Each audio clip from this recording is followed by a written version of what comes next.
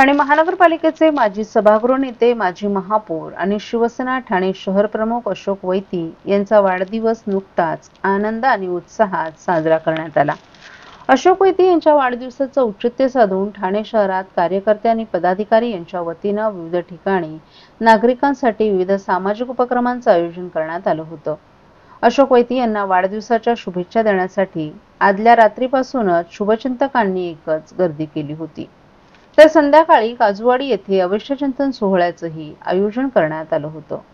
अशोक वैती यांना शुभेच्छा देण्यासाठी उपमुख्यमंत्री एकनाथ शिंदे, शिवसेनेचे सचिव संजय मोरे, खासदार डॉ. श्रीकांत शिंदे, नरेंद्र प्रताप सरनाईक, माजी महापौर, महिला आघाडी जिल्हा प्रमुख मीनाक्षी शिंदे, तसंच माजी नगरसेवक मनोज शिंदे, प्रकाश शिंदे, गुरमुख सिंग, भूषण भोईर, शैलेश शिंदे, अशोक बोरिटकर, दिलीप बारटक्के, दीपक वेदकर, सुधीर कोकाटे, विलास जोशी, हेमंत पवार तसंच इतर पक्षीय पदाधिकारी, कार्यकर्ते आणि नागरिकही मोठ्या संख्येने उपस्थित होते।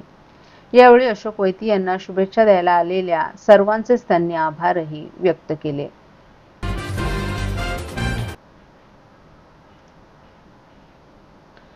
सहकाराच्या नावाखाली काँग्रेसनं 50 वर्ष फक्त भ्रष्टाचारच केला आहे। केंद्रातील युतीच्या सरकारनं नवसंशोधन आणि पारदर्शकता आणून सहकार क्षेत्राला समृद्धीच्या दिशेने नेले। सहकारी व्यवस्थापन आणि त्याच्या शिक्षणाला बळकटी देण्यासाठी केंद्र सरकारनं नवे त्रिभुवन सहकारी विश्वविद्यालय विधेयक 2025 आणलं आहे। हे विधेयक सहकार क्षेत्राला दिशा देणारं ठरणार आहे। स्वातंत्र्यापासून भ्रष्टाचाराला शिष्टाचार मानणारी काँग्रेस आणि उद्धव बाळासाहेब ठाकरे पक्षाची अभद्र आघाडी इंडी नसून औरंगजेब फॅन क्लब असल्याची घाणाघाती टीका लोकसभेचे खासदार नरेश मस्के यांनी आज संसदेत केली आहे। केंद्रीय गृह आणि सहकार मंत्री अमित शहा यांनी संसदेत त्रिभुवन सहकारी विश्वविद्यालय विधेयक 2025 सादर केलं आहे। या विधेयकावर शिवसेना पक्षाच्या वतीनं बाजू मांडण्याची संधी दिल्याबद्दल खासदार नरेश मस्के यांनी महाराष्ट्राचे उपमुख्यमंत्री एकनाथ शिंदे आणि पक्षप्रतोद खासदार डॉ. श्रीकांत शिंदे यांचे प्रारंभी आभार मानले। पंतप्रधान नरेंद्र मोदी आणि देशाचे गृहमंत्री आणि सहकार मंत्री अमित शहा यांच्या दूरदृष्टीमुळे सहकार क्षेत्रात ऐतिहासिक सुधारणा घडून आणल्यात। आज सहकार आणि सरकार दोन्ही मजबूत होत आहेत। गृहमंत्री म्हणून अमित शहा यांनी कलम 370 हटवून देशाच्या एकतेला नवा आयाम दिला आणि आता सहकारी क्षेत्रात सुधारणा करून लोकांना सक्षम बनवत आहेत। या उलट काँग्रेसच्या काळात सहकार क्षेत्राचा वापर भ्रष्टाचारासाठी केला गेला। जिथे आमच्या काळात सहकारातून समृद्धी येत आहे, तिथे काँग्रेसनं शेतकऱ्यांचे पैसे लुटून सहकार क्षेत्राला भ्रष्टाचाराचे अड्डे बनवले। ही तीच काँग्रेस आहे जी देशाच्या विकासावर गोचडीसारखी चिकटून राहिली। आज ते औरंगजेबाच्या नावानं राजकारण करतायत, परंतु इतिहास सांगतो की औरंगजेबाने जिझिया कर लावून हिंदू धर्म संपवण्याचा प्रयत्न केला। तसंच काँग्रेस आणि त्यांच्या मित्रपक्षाने अनेक घोटाळे करून देशाला आर्थिकदृष्ट्या कमजोर करण्याचं काम केलं। ही इंडी आघाडी नसून औरंगजेब फॅन क्लब असल्याची टीकाही खासदार नरेश मस्के यांनी यावेळी केली। यावेळी विरोधी पक्षातील खासदारांनी गोंधळ घालत खासदार नरेश मस्के यांचं भाषण बंद पाडण्याचा प्रयत्न केला। उबाटाचे खासदार अरविंद सावंत यांनी पॉइंट ऑफ ऑर्डर करत सभापतींकडे भाषण थांबवण्याची मागणी केली। संसदेतील ज्येष्ठ खासदार नारायण राणे, खासदार निशिकांत दुबे, केंद्रीय मंत्री मुरलीधर मोहोळ, केंद्रीय रेल्वे राज्यमंत्री दर्शन जरदोश आणि इतर ज्येष्ठ खासदारांनी नरेश मस्के यांची बाजू घेत विरोधी पक्षाची मागणी धुडकावून लावत पॉइंट ऑफ ऑर्डरची हवाच काढली। त्रिभुवन सहकारी विश्वविद्यालय विधेयक भारतातील सहकारी चळवळीला नवीन उंचीवर नेईल आणि जागतिक पातळीवर स्पर्धात्मक बनवण्यासाठी सक्षम आहे। या विधेयकामुळे गुजरातमधील इन्स्टिट्यूट ऑफ रूरल मॅनेजमेंट आनंद या केंद्रीय विद्यापीठाचा दर्जा दिला जाईल। सहकार क्षेत्रातील शिक्षण, प्रशिक्षण आणि संशोधनावर भर दिला जाईल। विद्यापीठाला degree course, distance learning, e learning आणि देश-विदेशात शाखा स्थापन करण्याचा अधिकार असेल। 500 कोटींच्या भौतिक संरचनेच्या निर्मितीसाठी सरकारने यात तरतूद केली आहे। त्रिभुवन सहकारी विद्यापीठ विधेयक 2025 हा ऐतिहासिक टप्पा आहे। सहकारी क्रांतीला मजबूती मिळावी यासाठी संसदेतील सर्व खासदारांनी या विधेयकास पाठिंबा द्यावा असं आवाहन खासदार नरेश मस्के यांनी केलं आहे।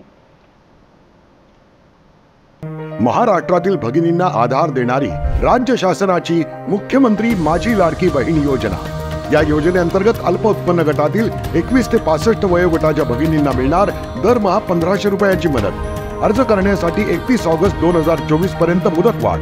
कुटुंबाचं वार्षिक उत्पन्न 2.5 लाख रुपयांपेक्षा कमी असलेल्या महिला पात्र। कुटुंबाकडे पिवळं किंवा केशरी रेशन कार्ड असल्यास उत्पन्नाचा दाखला आवश्यक नाही। पांढरं रेशन कार्ड असेल किंवा रेशन कार्ड नसेल तर कुटुंबाचं वार्षिक उत्पन्न 2.5 लाखांपेक्षा कमी असल्याचा दाखला आवश्यक। योजनेसाठीचा ऑनलाईन अर्ज नारी शक्ती दूत ॲप वरून किंवा पोर्टलवर भरता येईल। ज्या भगिनींना ऑनलाईन अर्ज भरता येत नसेल त्यांच्यासाठी अंगणवाडी, ग्रामपंचायत, वॉर्ड ऑफिस, सेतू सुविधा केंद्रामध्ये किंवा आशाताई बचत गटाच्या CRP यांची मदत उपलब्ध। आता आपल्याला अभिमानाने म्हणता येईल, सुखी आणि सुरक्षित आहे माझी लाडकी बहीण।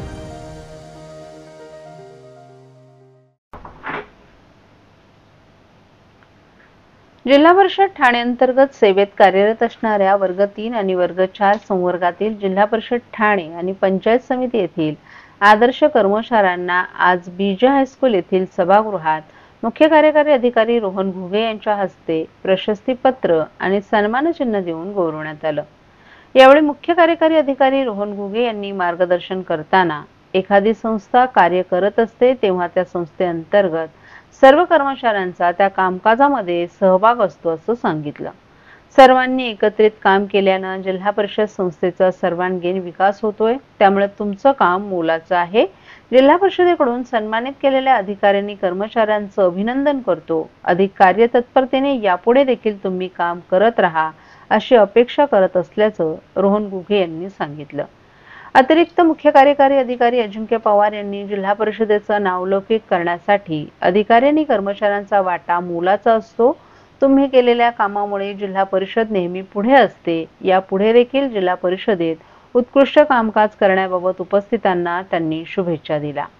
प्रास्ताविक करताना उपमुख्य कार्यकारी अधिकारी सामान्य प्रशासन विभाग अविनाश फडतरे यांनी उपस्थितांना मार्गदर्शन करताना वेगवेगळ्या योजना तळागाळापर्यंत पोहोचवण्यासाठी अधिकारी आणि कर्मचारी काम करत असतात। त्यांच्या कामाचं कौतुक करण्यासाठी आपण जिल्हा आणि तालुका स्तरावरील अधिकारी कर्मचाऱ्यांना पुरस्कार देऊन गौरवण्यात येत आहे, ही मोलाची बाब असल्याचं प्रतिपादन केलं।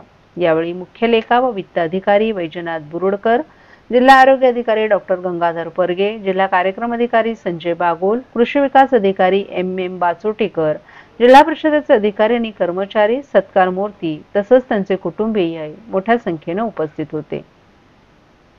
जिल्हा परिषदेकडून सन्मानित होत असताना अनेक जबाबदाऱ्या नव्यानं वाढल्यानं आपण सर्वांच्या वतीनं मुख्य कार्यकारी अधिकारी रोहन घुगे यांचे आभार मानतो असं मत कनिष्ठ प्रशासन अधिकारी कृषी विभाग मेघना बबन गोमासे यांनी व्यक्त केलं। जिल्हा परिषदेमार्फत आज मुख्य कार्यकारी अधिकारी रोहन घुगे यांच्या हस्ते गौरव स्वीकारताना आनंद झाला। हा गौरव म्हणजे केलेल्या कामाला मिळालेली शाबासकी असल्याचं लघु पाटबंधारे विभागाचे हवालदार लता दळवी यांनी सांगितलं।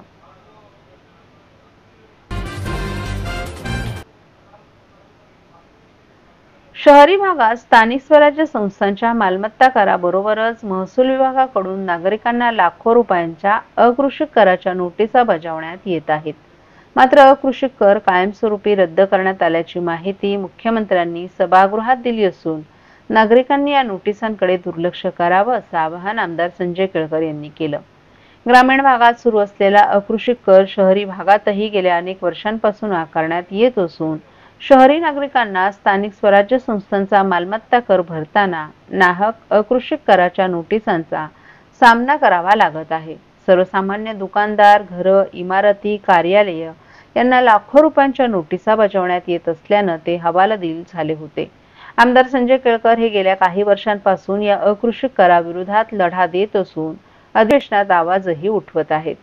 त्यांच्या लढ्याला यश आलं असून हा कर कायमस्वरूपी रद्द करण्यात आल्यानं नागरिकांना दिलासा मिळालाय। मात्र आजही महसूल विभागाकडून अकृषिक कर भरण्याबाबतच्या नोटिसा प्राप्त होत असल्यानं नागरिक संभ्रमात पडले होते। याबाबत आमदार संजय केळकर यांनी सध्या सुरू असलेल्या अधिवेशनात आवाज उठवल्यानंतर मुख्यमंत्री देवेंद्र फडणवीस यांनी हा कर 4 ऑक्टोबर 2024 रोजीच कायमस्वरूपी रद्द करण्यात आल्याची माहिती सभागृहात दिली। फडणवीस यांनी केलेल्या या घोषणेची माहिती देताना केळकर यांनी अशा प्राप्त झालेल्या नोटिसांकडे दुर्लक्ष करण्याचं आवाहन केले। तसंच अकृषिक कर कायमस्वरूपी रद्द करण्यात आल्याबाबत लाखो नागरिकांच्या वतीनं महायुती सरकारचे त्यांनी आभार मानले.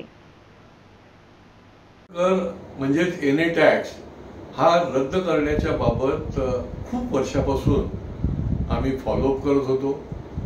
त्या वेळेला माननीय महसूल मंत्री त्या वेळेचे जे होते त्यांनी स्टे दिला, परंतु कायमस्वरूपी रद्द केला नव्हता. आणि ही एक प्रकारे हा जाचक टॅक्स होता. हा दोन टॅक्स म्हणजे दोन कर लोकांना भरायला लागायचे. शहरी भागातल्या लोकांना देखील त्या नगरपालिका महापालिकेचा कर आणि हा प्रॉपर्टी टॅक्स म्हणून जो अकृषक कराच्या नोटिसा यायच्या. आणि ह्या नोटिसा ज्या होत्या त्या अत्यंत जाचक होत्या. परंतु शासनाकडे आम्ही सातत्याने पाठपुरावा करत होतो. माननीय मुख्यमंत्र्यांनी कालच या बजेट अधिवेशनमध्ये जाहीर केलं की 4 ऑक्टोबर 2024ला हा आम्ही रद्द केलेला आहे मंत्रिमंडळाच्या बैठकीत. तसा GR आलेला आहे. महसूल खात्यामधल्या तत्सम त्या अधिकाऱ्यांनी तरी देखील नोटिसा चालू ठेवल्या होत्या. आणि म्हणून मी आमच्या सगळ्या नागरिकांना आवाहन करतो की आधीही मी सांगितलं होतं की या नोटिसा ज्या आहेत त्या बाजूला केला. हा रद्द झालेला आहे आणि या पुढच्या काळामध्ये अकृषक कर हा आपल्याला भरायला लागणार नाही. मी माननीय मुख्यमंत्री आणि महायुती सरकारचं आपल्या सगळ्यांच्या तर्फे त्यांना धन्यवाद देतो.